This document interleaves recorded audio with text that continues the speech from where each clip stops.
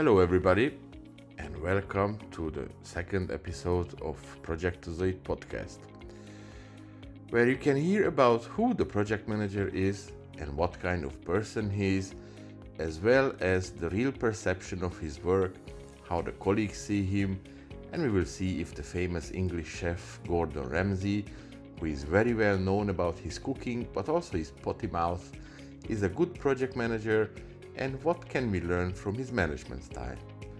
As always, your podcast host is me. My name is Zsolt Galfalvi, and you are the coolest ever for coming back to this episode. Thank you. So, there are many approaches to who is the project manager.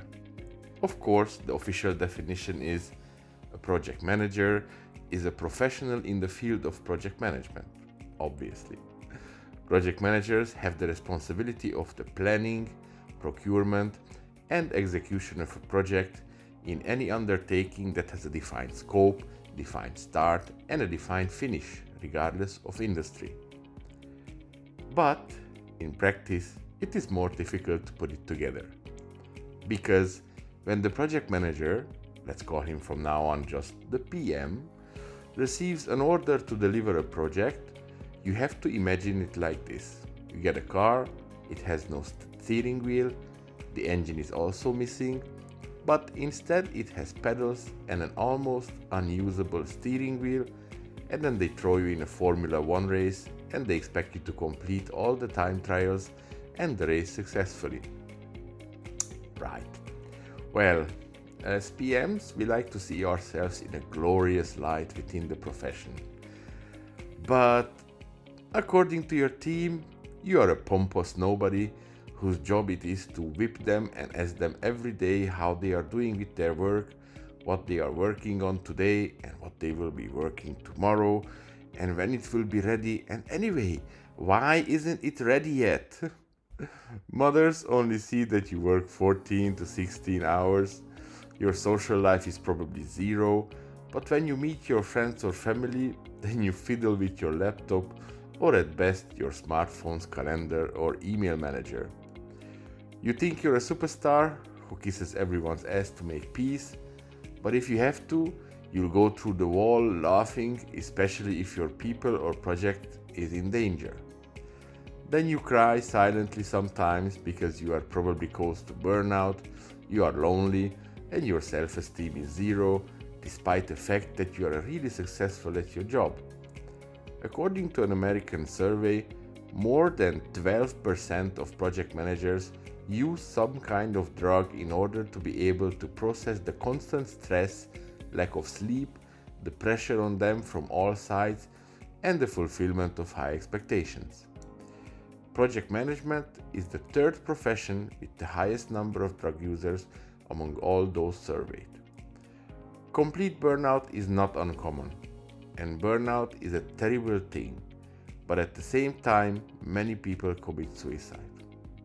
Well, have I managed to dissuade you from PM life yet? I hope not. Stay tuned. Well then, where is the truth? I admit, although it won't be a surprise to those who know me, that my secret pleasure is Gordon Ramsay's show Hell's Kitchen, from which you can learn a lot, not only in terms of funny remarks when Gordon freaks out, but I'm convinced that in real life this is not how Ramsay runs his restaurants, and it is certain that he does not treat his employees in the same way as in the show. Because no chef and no PM would be able to achieve the greatest recognition without treating his people with the utmost respect. At the same time, in real life, he certainly uses a couple of the management techniques that he also uses in the show. He gives immediate feedback on people's work. He passionately pursues all aspects of mediocrity. He has a restrained, strategic way of handling when one of his employees has a meltdown and loses control. He never withholds vital information that his team needs in order to be better and treats the entire team equally, encourages everyone to succeed and perform better, and treats small and large victories as a team experience. These are all leadership qualities that make teams perform better. So, would Sir Gordon Ramsay make a good PM? Well, he certainly has the skills, but at the same time, he is also an abusive boss figure who is most often wished to hell by his employees. I know. Now you're saying that Ramsay is clearly an excellent PM, but not quite. According to the multitude of articles published on the subject, the following things should also be the characteristic of the PM. And we are talking in general, but these characteristics are very important. First is the client focus. You should spend as much time as possible to understand what your client wants and constantly drive your team to deliver what you were commissioned to do. Second, prestige. Don't just expect your people to respect you because of your title. Earn the respect and give respect. Third, organizational skills. It is not enough for the PM to see the big picture. He must also put it into practice and develop a detailed plan for implementation. Fourth, strong communication skills. It is not enough to see where a project should go.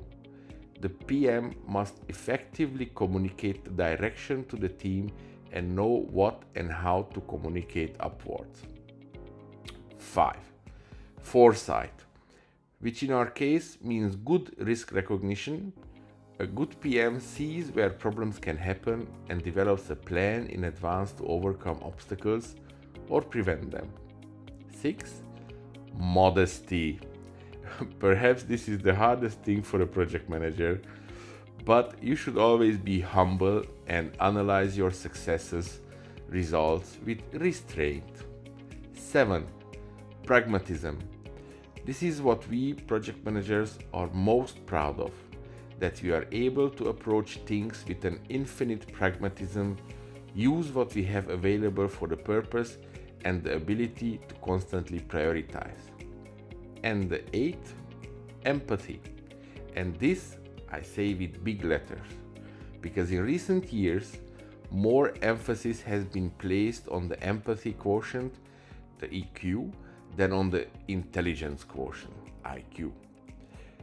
Project managers are worthless without the teams working under them, so those who are unable to empathize with their people, understand their problems, and find effective solutions for them will certainly not achieve much success in the profession.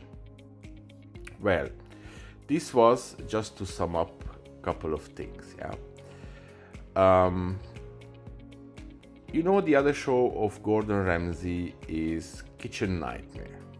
Kitchen Nightmares is a brilliant show because Gordon Ramsay shows his other side.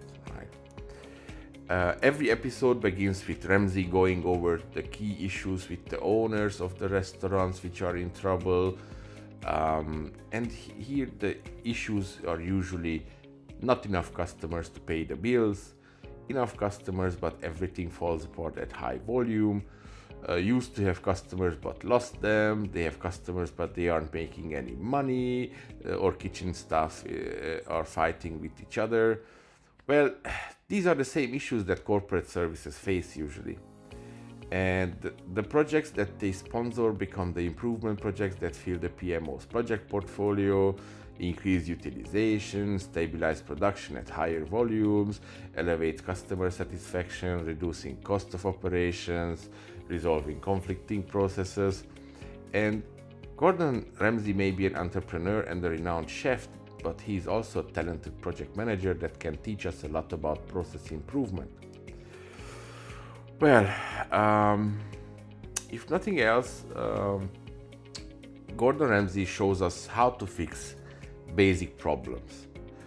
First of all, the neighborhood problem. Every show starts with Ramsay looking at the restaurant to understand who are the customers, who are the competitors, what are the local foods, resources, how lively is the location, what are the local demographics. When working on your project, you need to gather similar information. For example, if your project is for a group with very high income individuals and thick profit margins, they may be content with very expensive services that the rest of your firm either cannot afford or does not want to pay for. All other project issues may arise from mismatch between the neighborhood and the service. Goals. Next, Ramsey speaks with the owner to identify the perceived problem.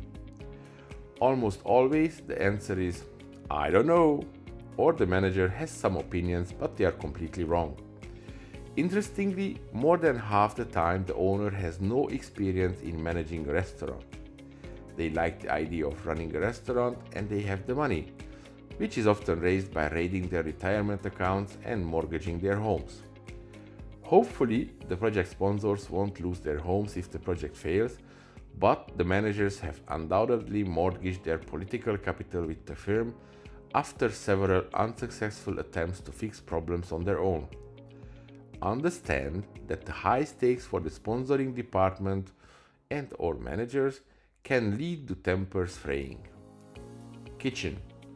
Naturally, Ramsey wants to see the kitchen. Here, two different problems arise. Frequently, the cooks don't know how to cook or don't have the experience to keep up the volume times. Just as often, the kitchen is set up poorly, lacking equipment or space or proper workflow. The production area for your project is no different. If the team lacks key skills or sufficient experience, performance suffers. But you also need to consider if you have too many skills or even too many cooks. Finding the right balance is the key. Ingredients. A separate issue in the kitchen is using the right ingredients. Of course, the right ingredients changes from situation to situation. For your project, think in terms of resources. The production area might have its own macros and scripts that should be replaced by a third-party package. Or other software and hardware elements in the production flow may be the wrong type. Don't accept that the project is following best practices just because the sponsor thinks it's a good idea. Well, short summary. I don't want to go into lengthier discussions. This is not the point of Projectozoid. I keep it short and to the subject. Well, thank you for sticking with me in this episode. So if you have any questions or feedback about the show, feel free to write me on Facebook on the Projectozoid Podcast Facebook page or by email at joltgarfalvi@gmail.com. Don't forget to like the Projectozoid Podcast page on Facebook and follow it on Apple Podcast, Spotify, Buzzsprout, Deezer, and Amazon Musician. At the same time, I would like to thank those from whom I already have received feedback, like Tibor from Switzerland, for example. He asked a lot of good questions that will be worth talking about, such as the nature of a good project manager, or a good leader as a person, or how to choose the right people for a project and what difficulties we may encounter at this time. Stay with me next time if you're also curious. Have a nice day. This was the Projectozoid Podcast, and my name is Gordon Ramsay. Thank you.